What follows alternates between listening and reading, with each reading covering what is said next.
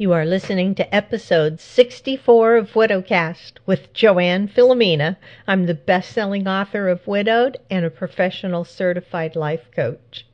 This is a Joanne the Life Coach podcast production, which also includes Weight Coach and This Is Us podcast.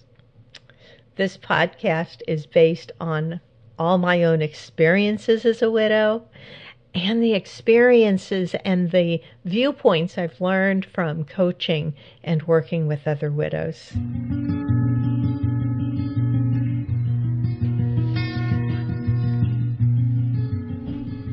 Hello, listeners. Hello, I'm back. I'm here. I've been off very busy working on my next book, which I hope to have finished and submitted to the publisher by Monday. It'll be interesting. I've still got quite a bit to write. But I've been thinking about all of you. I hit on something the other day, and I wanted to share it with you guys.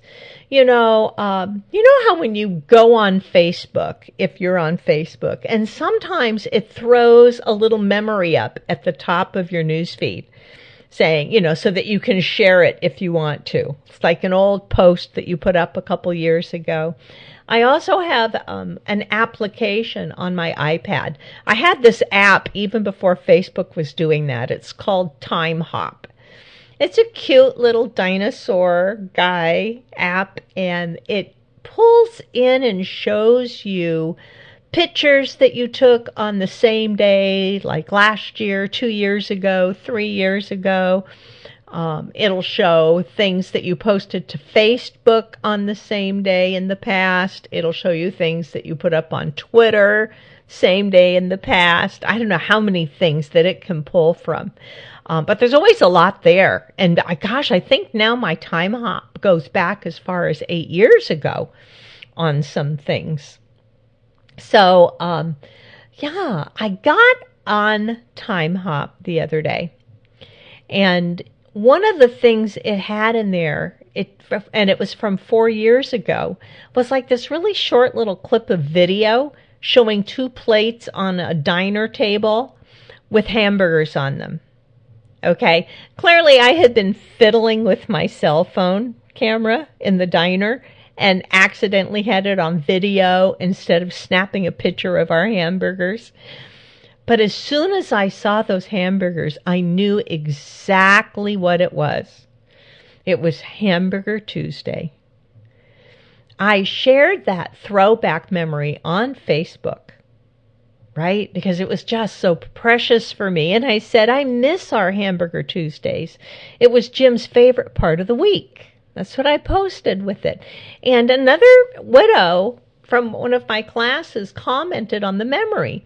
And she said she found it so disconcerting how we could be overwhelmed by a memory, like a sudden smell, a sudden taste. I know you've all experienced those moments as widows. Like a random song on the radio while you're driving home from running errands comes on and suddenly you're sobbing over your steering wheel. I had that one. I was coming home from the grocery store. And now I can't even remember what the song was. I don't know that it was even our song or it was a song that just all of a sudden really hit home. But I was like in my car, ugly crying, hoping other drivers wouldn't look over and see me as I was just desperately trying to get home. Pull together crying, just let me get home. A sweet reminder does not have to overwhelm us with depression and sadness. It all depends on where your head is at when it catches you, And I was just randomly flipping through those posts in my Timehop app when that bit of video came up. And my first thought was how much I miss our Hamburger Tuesdays. Okay? Hamburger Tuesdays, our local diner has a special menu of gourmet burgers for just $5 on Tuesdays. Now, Jim loved a good hamburger. He was an Atkins kid because he was diabetic, and he had been treated by Dr. Atkins and taught to eat low carb. So hamburgers were really his thing. He wouldn't eat the bun. but everything in between was all fair game, right? So, and the only thing he loved better than burgers was a bargain. I'm telling you, Jim was a bargain hunter. So we instituted Hamburger Tuesdays as a regular tradition. Now, when that memory came up on my time hop, I could have wailed and told myself, oh my God, I'll never have another Hamburger Tuesday again with my sweetheart. I could have been devastated. I could have told all my friends how this just came out of nowhere and my heart is breaking all over again. Truly, I could have chosen to spend my Sunday in deep depression and yet again re-experience all that crushing pain of losing my best friend. Right? My partner in hamburglar crime, getting burgers for $5. I could have just re-experienced all that crushing pain of losing Jim, but I didn't do any of that. It was a deep tug on my heart, but before it spiraled into all that deep, awful pain and depression, I chose to shift my thoughts and shift my emotions. I remembered how it wasn't so much about the burgers, but it had been about the two of us giggling like little kids because it felt like such a steal to get these gourmet burgers every Tuesday for only $5. It was our special time together, and we would laugh over having the cheapest date night on earth. So I could smile to myself over our $5 date nights. Right? And how we would take that time to really reconnect to each other. You know, it was amazing that after 20 years, we could still sit down to burgers in the same diner. It was right by our house, and still laugh and chat together like we were young lovers. We would even spot other couples in the diner. Jim would point it out. He would look at that. They're even hating being together. And we would look over at an older couple. Obvious, they had been married for years. They were both eating in stony silence. Well, with Jim around, there was never silence. This is guaranteed. He was a chatterbox. But you know, that tug on the heart when that memory came up, it turned into sweet remembrance. All because I've learned how to manage my thoughts and feel my emotions without resistance. I chose to tell myself and others a different story about that bit of video from 4 years ago. I didn't always have this skill. It's not something that just comes ingrained in most of us. As a matter of fact, you know, I struggled with my weight for decades because of emotional eating.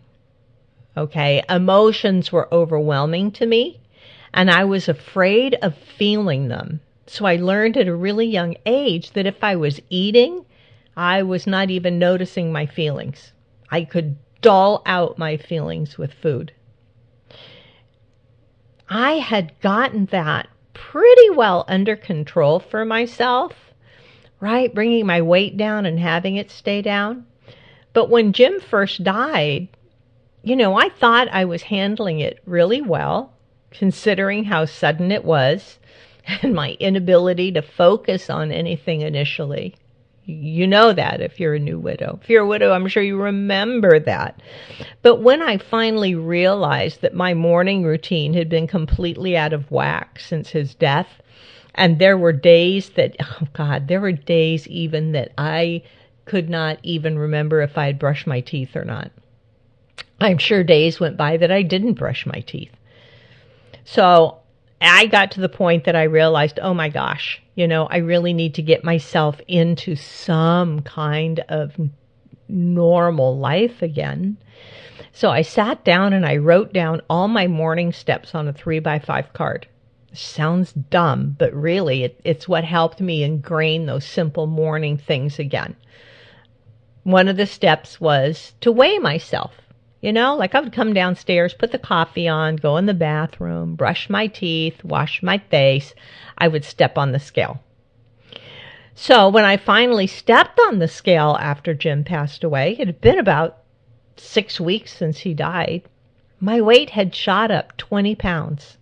20 pounds in just the short time since he passed. I immediately knew that I had not been handling it as well as I thought I had been. What is it about us women that even in times of loss like that, we think we have to be Wonder Women, right? Like, I'm fine, I got this. When we don't, like our guts are spilled out on the floor. We're so emotionally in pain. Clearly, I had been emotionally eating, even though I couldn't even remember. It was like 20 pounds. What did I eat? I didn't even know. It's like, what did I eat? But it was my way of trying to buffer out the deep emotional pain because I was fearful of feeling the full weight of my sadness, right? Buffering. Oh, we all buffer. We buffer in so many ways. Maybe not all of us, but I'm sure a lot of you will recognize this. I'm sure a lot of you recognize overeating is just a way that you use to buffer out on your emotions or buffer out on life. You come home from work, you're totally stressed, it's been a horrible day, you just want to get something to eat. Yeah, it's not that you're hungry for dinner. No, you want to grab a bag of chips. I've had several widows come to me for coaching who had turned to drinking after their husband died. It's another way of buffering. And every one of these widows who came to me with this said they never had any kind of drinking issue in the past. Yet in the lingering pain over the death of their husband, they turned to alcohol and they could not control it. Now, I do not have one iota of judgment about that, right? About a widow who really kind of falls into a bottle for a while. I know it's the same mechanism that caused me to put 20 pounds on because I was overeating. It's the same mechanism that can cause someone to overspend money, right? Going out all the time and buying things you don't really need, but you kind of get a rush from buying it. It's a way of buffering your life. Gambling, spending hours and hours on social media can be a way of just buffering so you don't have to pay attention to your emotions. You don't have to think about the things that are hurting you in your life. You can just surf Facebook. Buffering can also be keeping yourself too busy to do anything, right? Especially if you're too busy to even think about your life and the deep pain waiting just under your emotional surface. It's the fear and the discomfort of the pain. We think if we feel that overwhelming emotional pain, it's never going to stop. That's what our head tells us. The truth about feelings is they only last about 90 seconds if we're willing to allow them. Oh, they can return. It's like waves on the beach. However, each time you can allow that wave of feeling to come in, it gets a little less intense. The feelings are only overwhelming when we try to resist the emotion, or we continue to spin out a story about how terrible the feeling or event is. It's when we can allow the feeling and invite it in that we discover the feeling doesn't kill us. And it doesn't last forever. You can even feel a feeling like deep sadness and then invite another feeling, like the sweet pleasure of remembrance that I felt over seeing the video clip of Hamburger Tuesday. It's important that we feel our emotions fully. It's part of being human. It's our thoughts that we think in our head, the sentences our brain plays, that creates the emotions in our body, right? The thoughts just vibrate into our body, and we can feel it in our physical body. That's why they're called feelings. Where do you find your feeling? Take a second and notice an emotion you're feeling. And ask yourself where you're feeling it in your body. Because this is where feelings happen. Fear can feel like a sudden clenching in the stomach. Or perhaps even butterflies in your tummy. Right? Like a little fear for me can be butterflies, that kind of anxious fear. If I get sudden intense fear, my whole stomach clenches. I can feel the adrenaline release. Depression and sadness makes my arms and legs feel like they're sandbags. Right? My arms feel heavy. It's like I can barely lift them when I'm depressed. If I'm especially blue, I can even feel it in my cheeks. It's like my cheeks get heavy and they're pulling downwards. To me, depression is like a cold, blue, downward feeling. That's how I would describe it. And when I stop and notice all of this, the feeling begins to subside almost immediately.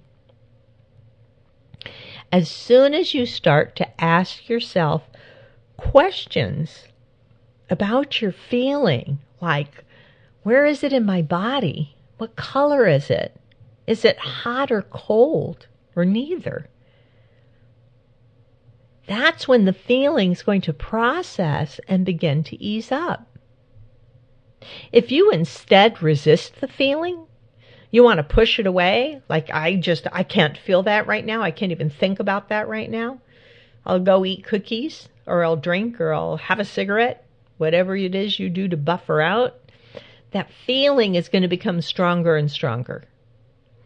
I think I've talked about it before on one of the episodes in this podcast series. If you're resisting a feeling, it's like you're trying to hold a beach ball underwater with one hand. Have you ever tried to do that in a swimming pool when you were a kid? The harder you push it down under the water, the harder you can feel that ball pushing back up against your hand. And if you let the ball go, it shoots up out of the water with force. Just like an emotion that you cannot stuff down any longer. It's just going to shoot right back up at you. If you let that emotion just stay with you, like a beach ball floating on the water right next to you, it's going to just drift away, just like the beach ball does. And ultimately, you can think about how you would like to feel instead. You can rewrite your story about something and make it be a good one. When I saw Hamburger Tuesday, there were 2 stories I could have told myself about that memory. I could have told myself the story about, oh my God, I'm never going to have Hamburger Tuesday again with him. What a huge loss that is for me. I will never feel that same way again. I'll never be able to even look at a burger again without thinking of this. I'm so devastated. And this memory just came up out of nowhere. Who knew Time Hop was going to throw this in my lap today? I could have made it a big, sad, dramatic story. Instead, I chose to make the story be about remembering how funny it was to us that we could go get gourmet burgers for $5 and call it our date night. Right? And then remember all of the happy times we had. We would be so excited. Ooh, all of a sudden we'd remember halfway through the day. Oh, it's Hamburger Tuesday. What are you going to get tonight? You're going to get the one with the eggs and bacon on top? Right? We would start like little kids getting excited about Hamburger Tuesday. So I could tell myself that story. And what a sweet, sweet memory that is for me. How close that stupid Hamburger Tuesday made us to each other. Right?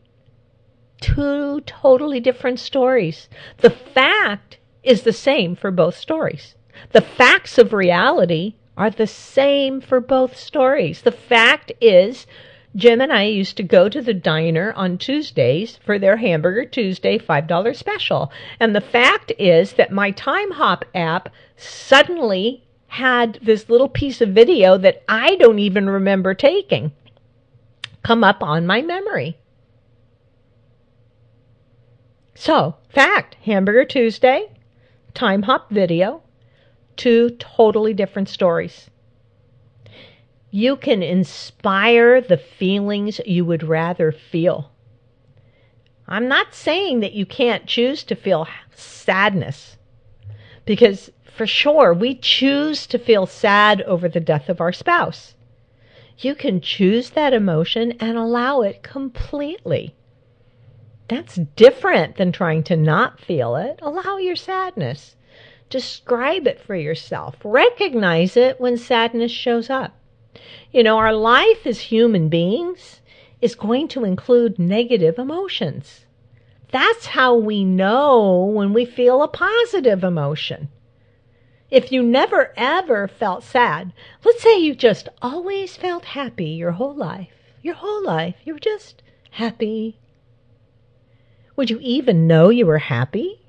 Like, what are you comparing it to? You wouldn't know. Part of our experience on this planet are emotions that are just going to feel yucky. But it's okay to feel them. We can handle it. Once you know that no feeling is going to last forever, and that you're okay with feeling it, then there's nothing you can't face.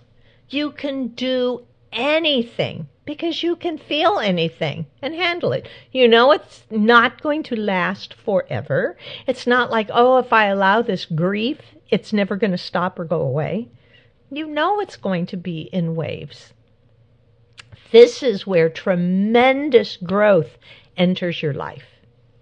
When you know you can experience any emotion that comes your way, and it's not going to last forever, then you're willing to step out and try things you never even imagined before. Right? Fear? No problem.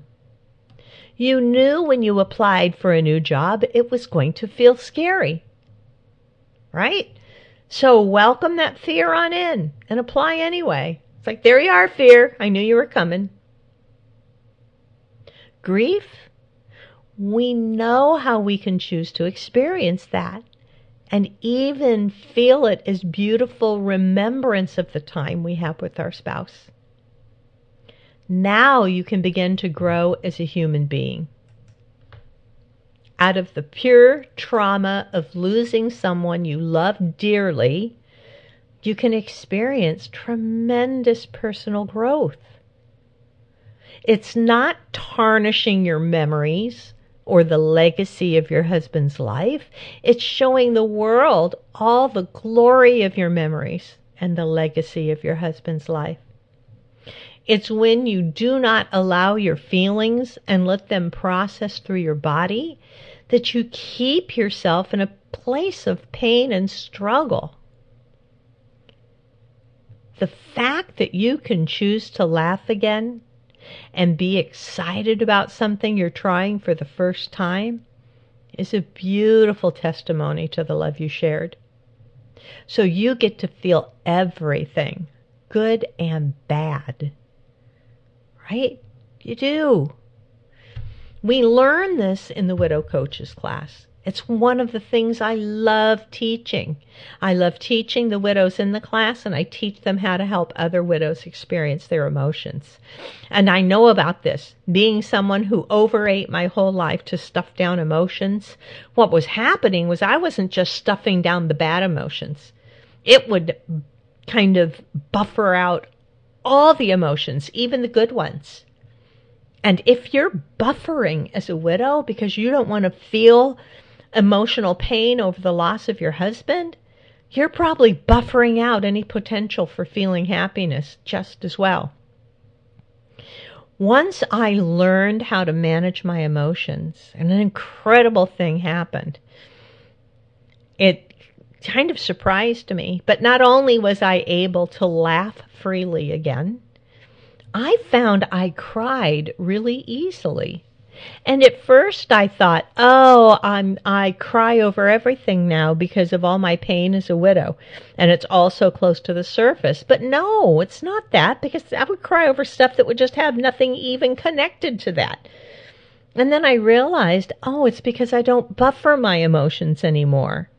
So I can watch like a really sappy commercial on TV and cry about it. Just openly cry. And not only that, I used to be really embarrassed if I cried in front of someone else. I was just not one of these people who would openly cry in public or cry in front of a coworker. And the horrible thing is, if I got really angry about something, really mad, I would cry when I was mad. And then I would be humiliated on top of the anger, the being mad, on top of the crying. Okay. Now suddenly I can cry openly, right? And it doesn't last long because I allow it. The tears come and they dry up almost as fast as they came. And I can pat away the tears and tell the person that I'm with, no, it's okay. It's okay. Just having a little sappy moment here. Just having an emotion, right? Having an emotion. So listen, if you are interested in learning how to coach other widows, or just going on that learning journey for your own transformation, get in touch with me to find out more about the Widow Coaches class. This class has been so much fun to teach, and the amazing things that come out of this class from my students just blows me away.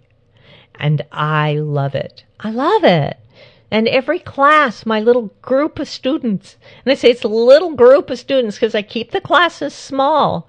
Everybody really connects with each other, and we all get very vulnerable and open with each other. And by the time it gets to the end of the 12 weeks, they are like their own little widow coaches posse. They become so connected and such good friends. I'm sure that they will end up being friends for life. It's like an amazing peer group. So if you're interested and you want to learn more about this course, you can go to widowcoaches.com. That's widow, W-I-D-O-W, coaches, C-O-A-C-H-E-S, and like all one word, widowcoaches.com. You can learn about yourself, right? So go out there, allow some emotions. If you start to feel an emotion and you feel like you're holding back, ask yourself those questions about where it is in your body. What does it really feel like? And you'll find you can process it and you can get through it. So go out there and live your life and experience it, both the yucky emotions and the good emotions. It's never going to be good emotions all the time. That's just part of the human experience. As my friend says, half the time you're just going to feel like ass. That's what she tells me, and it is true. But the other half of the time, you can feel the full intensity of happiness, freedom, lightheartedness, all the positive stuff, right? So get out there, find some joy in your life.